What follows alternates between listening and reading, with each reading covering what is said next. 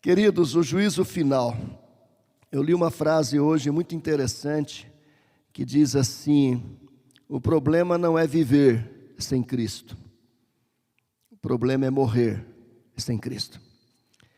Eu creio que o juízo final é bem isso.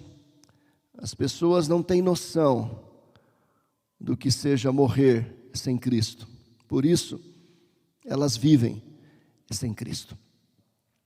Capítulo 25 de Mateus, nós temos, na verdade, 3 parábolas. A parábola das 10 virgens, a parábola dos talentos e a parábola das ovelhas e dos cabritos, que é considerada como o grande julgamento ou o juízo final. O reverendo Hernandes Dias Lopes, comentando esse texto e falando sobre o juízo final, ele diz: a santidade e a justiça de Deus exigem a existência de um juízo final. Se não existisse um juízo final, a história não teria sentido. Neste mundo, muitas vezes vemos um Herodes no trono e um João Batista na prisão, um Nero julgando e um Paulo sendo degolado. E ele continua descrevendo, falando de todas as injustiças que nós temos no nosso mundo, onde juízes vendem suas sentenças, onde bandidos e criminosos estão nas ruas e pessoas honestas às vezes na prisão, onde pessoas simples que não podem pagar um bom advogado, muitas vezes por pequenos crimes ou às vezes até inocente, são julgados e condenados às vezes a anos incríveis de prisão, enquanto outros que mereceriam pena de morte não são condenados porque podem comprar a decisão do julgamento.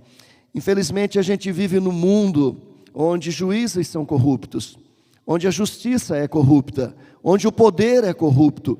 Vivemos num mundo onde as pessoas compram muitas vezes o seu julgamento. Mas vai chegar um dia onde nós estaremos diante daquele que é perfeitamente, absolutamente justo, santo, perfeito, que jamais erra, que não se vende, que não negocia, que, como já foi dito aqui, não precisa de nós. E diante deste Deus, todos comparecerão, desde Adão até o último a nascer, antes da volta do Cordeiro, todos comparecerão diante dele, e todos serão julgados. O juízo final encontra neste capítulo 25, onde Jesus, segundo os estudiosos, estava no Monte das Oliveiras, juntamente com os seus discípulos, e ali do Monte das Oliveiras ele profere esses 3 discursos, falando sobre a parábola das 10 virgens, a parábola dos talentos e falando sobre o grande julgamento. É um texto longo de 46 versículos, que eu não vou lê-lo, mas na medida que formos expondo, a gente vai lendo alguns versículos dele. E neste capítulo, Jesus nos dá algumas lições, alguns princípios, algumas instruções, alguns valores e ensinos necessários que devemos aprender e, acima de tudo, devemos praticar para estarmos devidamente preparados para o dia do grande julgamento. Então, queridos, algumas coisas importantes que nós queremos destacar nesta noite para nossa reflexão. Pensando nesse tema, o juízo final, enquanto esperamos,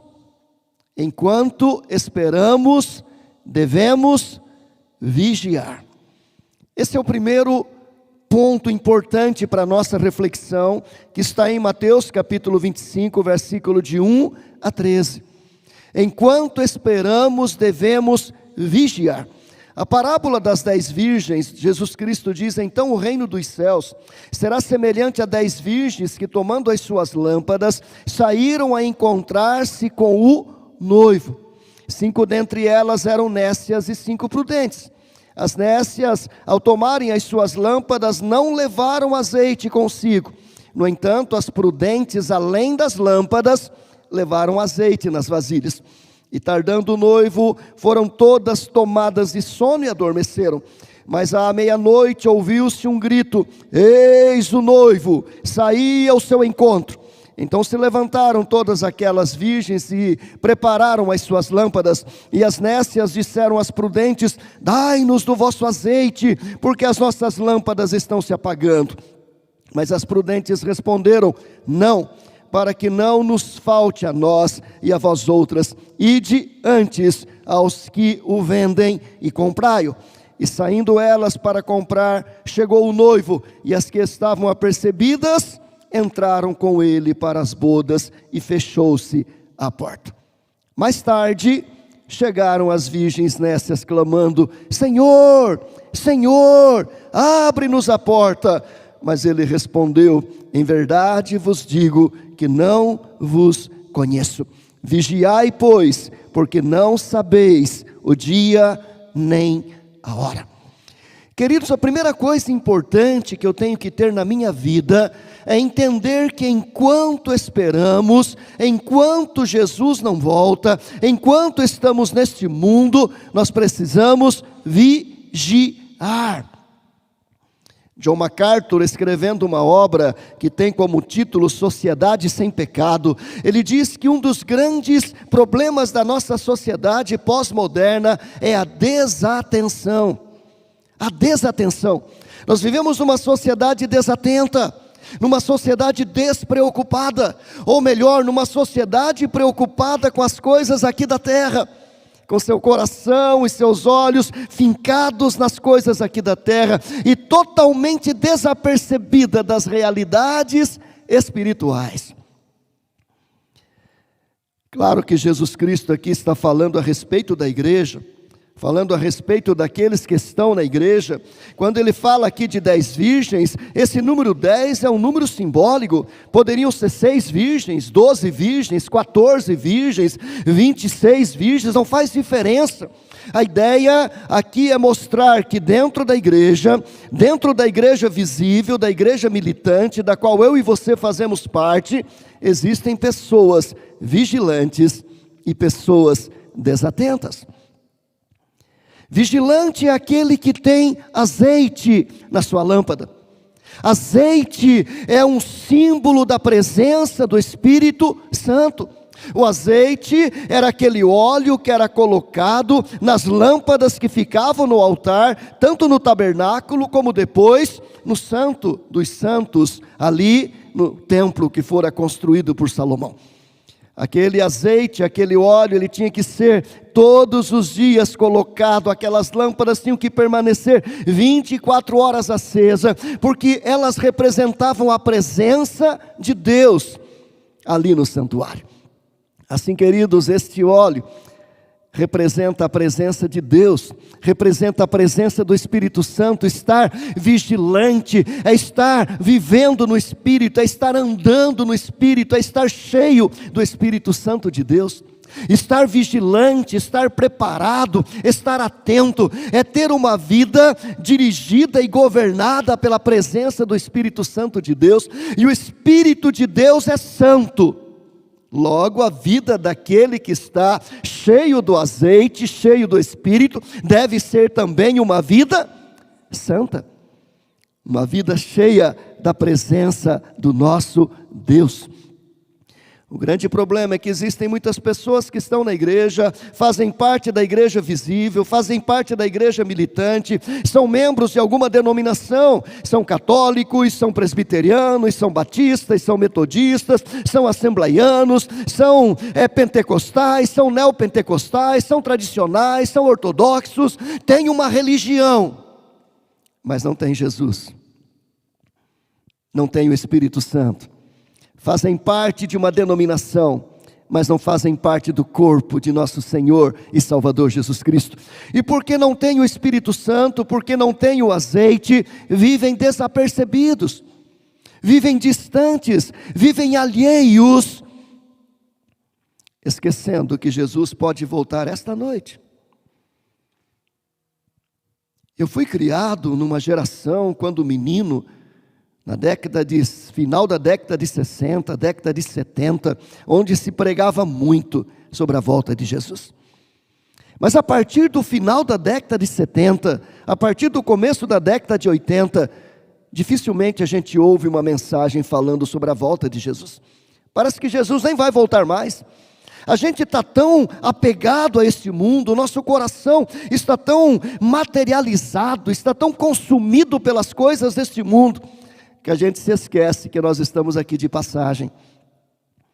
E a gente se esquece que Jesus pode voltar esta noite, que Ele pode voltar antes que este culto termine.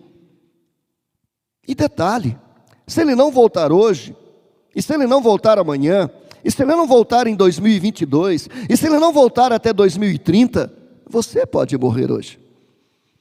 E a minha morte, a sua morte, a nossa morte, põe fim à nossa existência terrena e nos coloca na espera da volta de Jesus, que pode ser uma espera positiva ou uma espera negativa. Uma espera daquelas 5 virgens prudentes que tinham azeite extra, ou uma espera daquelas 5 virgens nécias que quando bateram na porta, o noivo disse: agora é tarde, não vos conheço.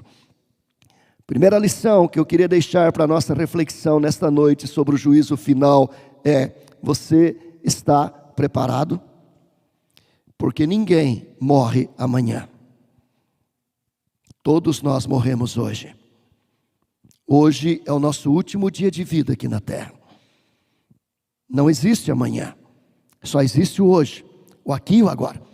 Talvez não seja hoje, dia 4 de julho, dia da independência norte-americana. Talvez não seja hoje, dia 4 de julho de 2022. Mas será hoje, dia 5 de julho, será hoje, dia 10 de julho, será hoje, dia 15 de agosto, será hoje, dia 10 de dezembro.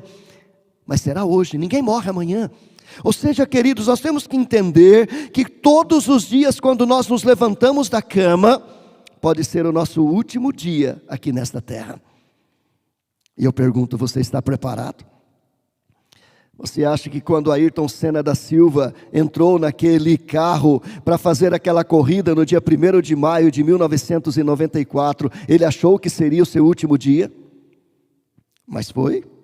Você acha que todos aqueles jogadores da Chapecoense, quando pegaram aquele avião para fazer aquela viagem, para jogar um jogo da Libertadores, você acha que eles achavam que seria o último dia da vida deles? Mas foi.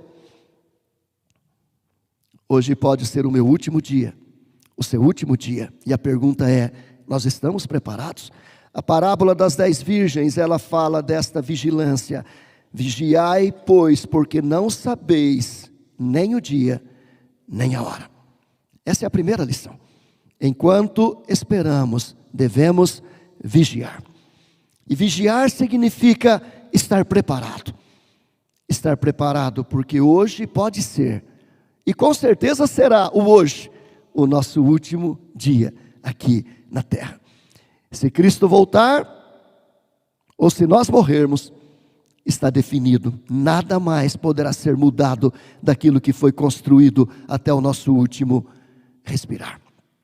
A segunda lição importante nós vamos encontrar do versículo 14 até o versículo 30, que fala da parábola dos talentos. Se a primeira lição é, enquanto esperamos, devemos vigiar. A segunda lição é, enquanto esperamos, devemos trabalhar. Não é esperar de braço cruzado. Não é esperar, né, como se espera o avião, como se espera o busão, não. É esperar trabalhando. Paulo, escrevendo aos Tessalonicenses, ele diz, aquele que não trabalha, que também não coma. Queridos, a parábola dos talentos vai nos dizer que o Senhor Jesus, quando Ele foi, em primeiro lugar Ele fala do noivo, em segundo lugar Ele fala de um senhor rico, que quando Ele sai para uma grande viagem, está falando da morte, ressurreição e ascensão de Jesus, Ele dá talentos aos seus servos. A um Ele dá 5, a outro Ele dá 2 e a outro Ele dá 1. Talento era uma medida de ouro, era uma peça de ouro, que segundo os estudiosos, pesava em torno de 34 quilos de ouro, um talento. Ou seja, era algo muito valioso, algo de grande valor. E o Senhor distribui aqueles talentos. Esses talentos, eles representam na nossa vida aquilo que nós temos. Fritz Heinecker, ele diz que talento é tudo o que recebemos de Deus, como dádivas naturais e dádivas sobrenaturais. As dádivas naturais são o nosso corpo, nossos dons, nossos talentos, nossa boa educação, nossa vida profissional e todos os bens que possuímos. As dádivas sobrenaturais são o Espírito Santo, a salvação, a oração, a palavra e a graciosa direção diária que vem de Deus. Ou seja, Deus deixou para a sua igreja, em primeiro lugar, o Espírito Santo, para que eu esteja cheio dele e viva uma vida de vigilância, esteja preparado para a volta de Jesus. Mas ele também nos deixou recursos naturais e recursos sobrenaturais, recursos materiais e recursos espirituais.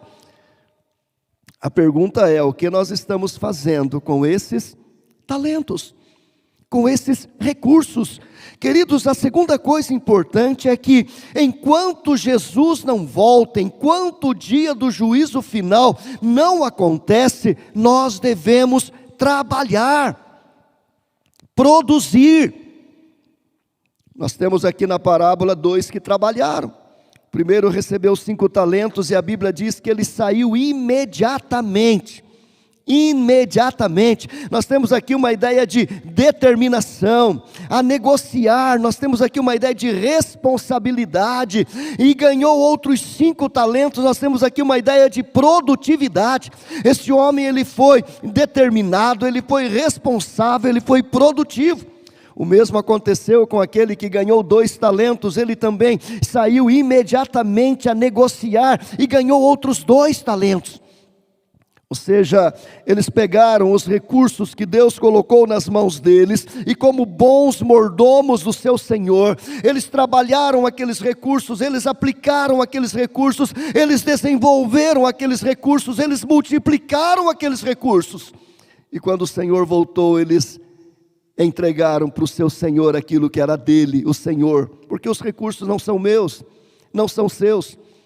Hoje todo mundo diz: o corpo é meu, eu faço dele o que eu quero, a vida é minha, eu faço dela o que eu quero. Não, queridos, o corpo não é meu, a vida não é minha, os bens que eu tenho não são meus, a casa não é minha, o apartamento não é meu, o carro não é meu, a esposa não é minha, os filhos não são meus, os dons, talentos e habilidades que eu tenho não são meus, é tudo de Deus.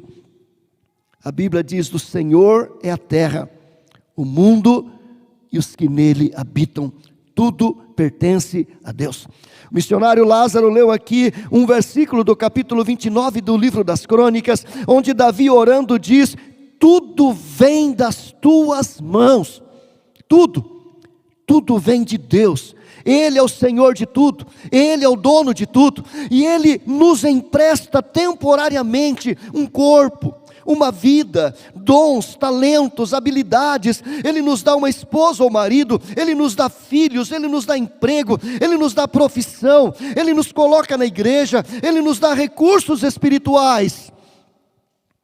Mas lá na frente, Ele vai perguntar para mim e para você o que nós fizemos com tudo isso. Queridos, enquanto esperamos, nós temos que trabalhar. Um servo simplesmente pegou o talento e escondeu.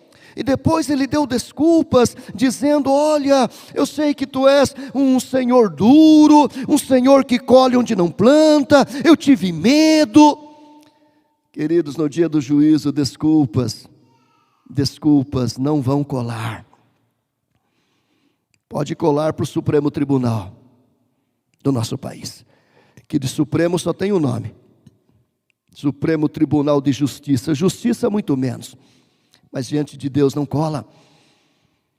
Diante de Deus não cola.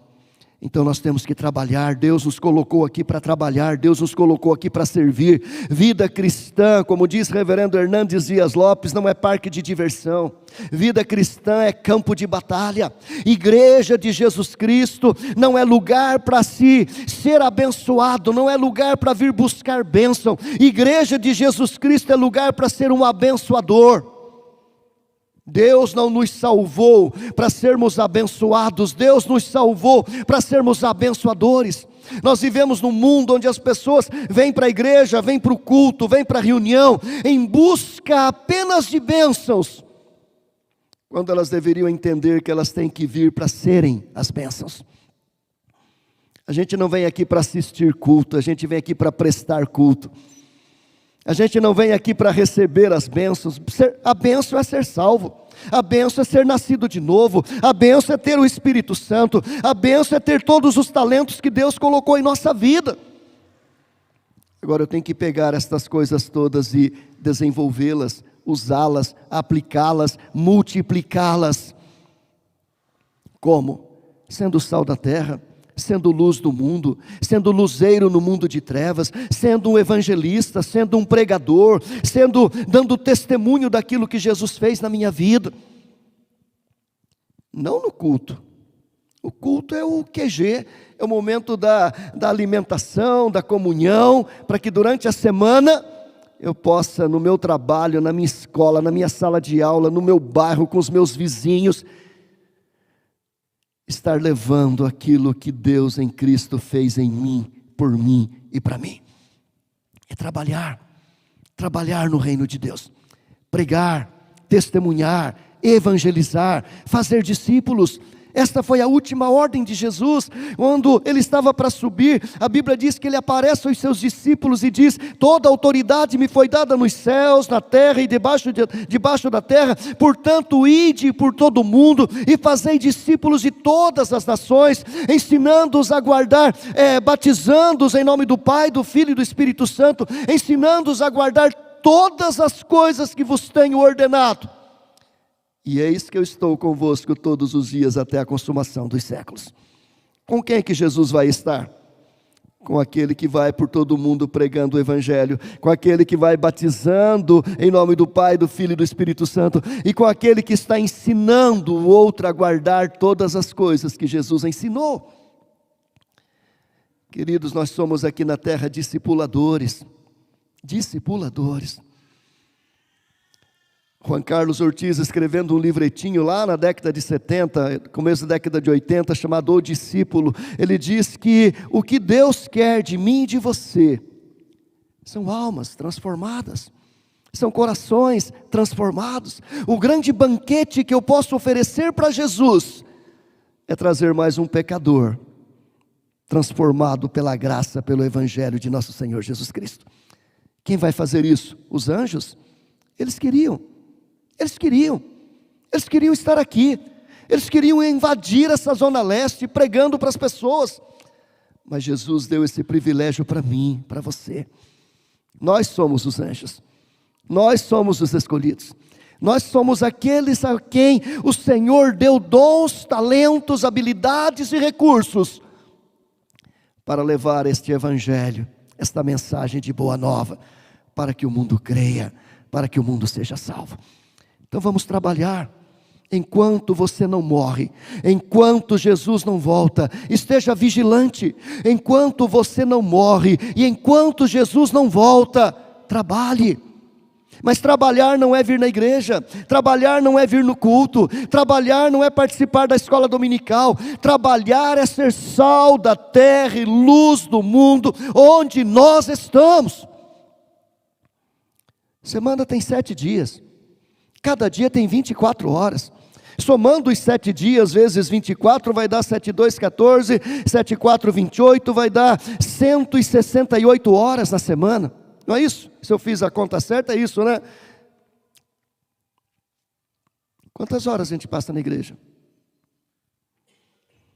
1h30 no Conexão, para quem vem, eu só venho quando prego. 1h30 no culto domingo de manhã, 1 hora na escola dominical, 1h30 no culto domingo à noite, soma tudo, não dá 10 horas, não dá 10% da semana. Se eu entendesse que trabalho é só vir na igreja, está muito pouco. A grande parte da nossa vida, queridos, nós estamos com a família, nós estamos no trabalho, nós estamos no trânsito, nós estamos na escola, nós estamos na universidade. E é lá que eu tenho que ser sal e luz, luzeiro no mundo de trevas. Trabalhar é fazer discípulos para Jesus Cristo. Cada discípulo que eu trago para Jesus é como um grande banquete oferecido ao nosso Senhor Jesus Cristo. Em terceiro lugar, então, do versículo 31 até o versículo 46, nós temos aquilo que é conhecido como grande julgamento e que alguns estudiosos entendem como sendo a parábola das ovelhas e dos bodes. E aqui nós temos aquilo que nós entendemos ser o juízo final, o grande julgamento. Enquanto esse julgamento não chega, nós devemos, em primeiro lugar, vigiar. Em segundo lugar, nós devemos trabalhar. Mas vai chegar um dia em que tanto vigiar quanto trabalhar vai terminar. Então nós teremos o grande julgamento. O texto diz: quando vier o Filho do Homem na sua majestade e todos os anjos com ele, então se assentará no trono da sua glória, e todas as nações serão reunidas em sua presença, e ele separará uns dos outros, como o pastor separa dos cabritos as ovelhas. Olha que coisa fantástica. Quando vier o Filho do Homem, Filho do homem é uma das formas pelas quais Jesus era conhecido. Filho do homem, o Rei dos reis, o Senhor dos senhores, o Filho de Deus, o Messias, são nomes dados ao Senhor Jesus. A Bíblia diz que quando ele vier, ele se assentará no seu trono. No seu trono de glória, ele virá na sua majestade, não mais aquele bebezinho que nasceu ali em Belém da Judéia, não mais aquele bebezinho que nasceu ali naquela manjedoura, não mais aquele filho de Maria, não mais aquele homem judiado, surrado, que Isaías descreve como não tinha beleza nem formosura, que foi para a cruz e ali entregou a sua vida, mas agora ele vai voltar com a sua glória, com a sua majestade, no seu esplendor total e absoluto. Na teologia nós temos os dois estados de Cristo, o estado de humilhação e o estado de glorificação. O estado de glorificação começa com a ressurreição de Jesus, a sua ascensão, ele assentado no trono e agora exercendo os seus ofícios de profeta, sacerdote e rei na sua plenitude. E o estado de glorificação termina com esta volta gloriosa de Jesus como Rei dos reis e Senhor dos senhores. Então será o dia do grande julgamento. A Bíblia diz: todas as nações da terra serão reunidas em sua presença. Como eu disse, desde Adão até o último ser humano que for gerado no dia em que a trombeta tocar, todos estarão ali em pé diante do Rei dos reis e do Senhor dos senhores. Um trono de glória, Jesus assentado neste trono, ele mesmo será o juiz, ele mesmo fará o grande julgamento, ele julgará o mundo. Versículo 31 a 33 diz isso: ele julgará o mundo, e nesse julgamento ele vai separar as ovelhas dos cabritos. O julgamento, queridos, então fará uma clara e justa separação. De um lado, do lado direito, as ovelhas. Do lado esquerdo, os cabritos. Novamente nós temos aqui a figura da igreja. Tanto na parábola das virgens, como na parábola dos talentos, como agora nesta parábola, no grande julgamento, nós temos a igreja. E aqui é claro, juntamente com a igreja, todos aqueles que fazem parte deste universo. Nós temos aqui apenas dois grupos, e Jesus vai separar estes grupos, o grupo daqueles que são salvos, daqueles que se perderam. Não é o grupo dos negros e dos brancos, não é o grupo dos ricos e dos pobres, não é o grupo dos intelectuais e dos ignorantes, não, queridos, não é o grupo dos educados e dos mal educados, não é o grupo daqueles que são bonitos e daqueles que são feios. Não, ele vai separar o grupo daqueles que são salvos e daqueles que se perderam, daqueles que foram condenados. John Charles Riley, escrevendo, afirma: todos os julgados serão divididos em duas grandes categorias. Não haverá mais distinção entre reis e súditos, patrões e empregados, clérigos ou leigos. Não se fará menção alguma de denominações ou partidos religiosos, porquanto todas as distinções do passado terão sido eliminadas. Apenas graça ou nenhuma graça, conversão ou não conversão, fé ou nenhuma fé. Estas serão as únicas distinções que prevalecerão naquele dia. O dia do julgamento, então, será o dia em que Jesus pessoalmente vai se assentar no seu trono de glória, em que Jesus pessoalmente vai separar as ovelhas dos cabritos, ou seja, os salvos dos não salvos, e será o dia em que Jesus vai fazer com que os salvos entrem na glória que está preparada desde antes da fundação do mundo, e os não salvos sejam lançados no lago que arde com fogo e enxofre, a saber, a segunda morte, onde já está o diabo, a besta e o falso profeta. Será um dia onde a justiça de Deus prevalecerá. Para uns, só justiça, para outros, somente graça. O que vai distinguir os salvos dos não salvos? Os frutos. Os frutos. Jesus diz: vinde benditos de meu Pai, porque tive fome, me destes de comer, tive sede, me destes de beber, era forasteiro e me hospedastes, estava nu e me vestistes, enfermo e me visitastes, preso e fostes ver-me. Então perguntarão os justos: Senhor, quando foi que te vimos com fome, te demos de comer, ou com sede, te demos de beber? E quando te vimos forasteiro e te hospedamos, ou nu e te vestimos? O rei respondendo lhes dirá: em verdade vos afirmo, que sempre que o fizestes a um desses meus pequeninos irmãos, a mim o fizestes. O que nós temos aqui, queridos? O fruto. O fruto do salvo são boas obras. Jesus não está dizendo que eu sou salvo pelas boas obras, não. Não.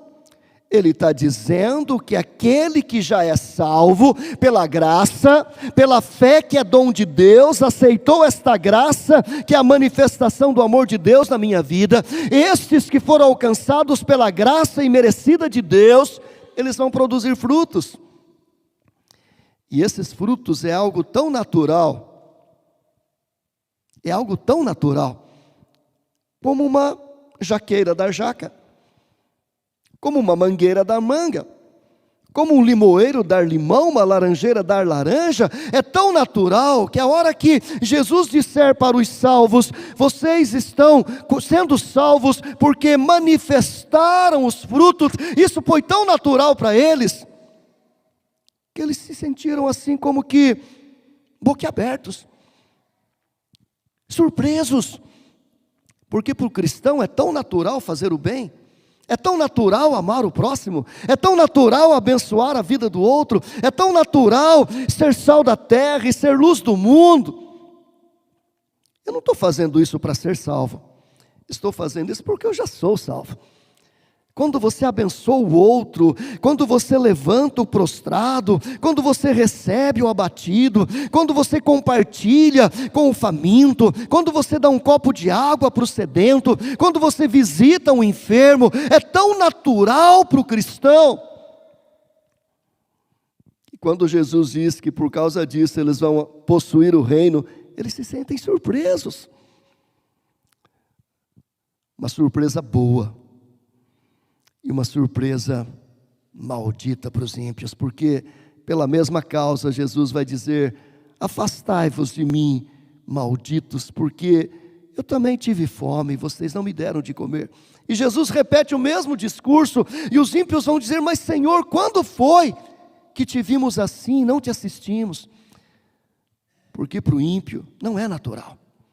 Não é natural fazer o bem, não é natural abençoar. A árvore má não pode produzir bons frutos. Mas a árvore boa não pode produzir maus frutos. Para o cristão, queridos, é natural fazer o bem. Então Jesus conclui o seu discurso dizendo: e irão estes para o castigo eterno, porém os justos para a vida eterna. O grande julgamento então revela Jesus assentado em seu grande trono branco. O grande julgamento revela todas as nações diante de Deus. O grande julgamento revela esta separação, de um lado os salvos, de outro lado os perdidos. O grande julgamento revela que a salvação é pelos frutos, e é natural que aquele que foi salvo produza frutos que glorifiquem a Deus, enquanto os não salvos não produzam esses frutos. E o grande julgamento conclui mostrando que os salvos irão para a presença de Deus, a vida eterna, enquanto os ímpios irão para o castigo eterno. E John Charles Riley também afirma: tão certo quanto Deus é eterno, também o céu é um dia interminável sem noite, e o inferno é uma noite interminável sem dia. Que frase fantástica! Tão certo quanto Deus é eterno, também o céu é um dia interminável, sem noite. Não haverá noite. A glória de Deus vai brilhar, e será um eterno dia na presença do Senhor. E o inferno é uma noite interminável, sem dia. Porque a ausência de Deus é treva absoluta. De um lado, aqueles que foram salvos, no estado de gozo, de glória, de alegria perene, num local onde não entra mais morte, tristeza, sofrimento, não entra mais boca operada e sangrando, né? E com pontos e com dores. Na presença de Deus essas coisas não existem mais.